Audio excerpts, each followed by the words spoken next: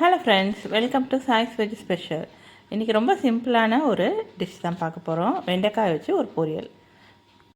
இப்போ எப்படி செய்கிறதுன்னு பார்க்கலாம். ஒரு கடாய் அடுப்பில் வச்சுக்கோங்க. அதில் எண்ணெய் சேர்த்துக்கோங்க. கடுகு உளுந்தம் பருப்பு தாளிச்சிக்கலாம். ஃபஸ்ட்டு கடுகு உளுந்தம் பருப்பு வச்சதுக்கப்புறம் இதோட நம்ம பொடியாக கட் பண்ணி இருக்கிற 2 பல்லாரி வெங்காயம் சேர்த்துக்கலாம்.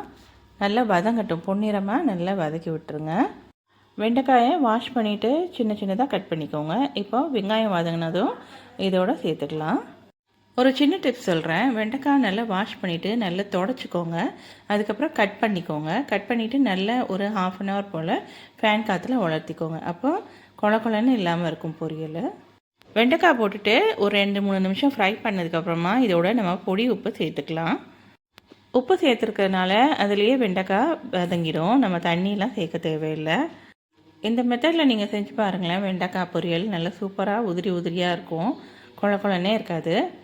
இப்போ 3/4 பதத்துக்கு மேலே வெந்துருச்சு. நம்ம இதோட காரத்துக்கு ஏற்றபடி சாம்பார் பொடி போட்டுக்கலாம். அதோட மஞ்சள் பொடியும் கொஞ்சம் தூவிக்கலாம்.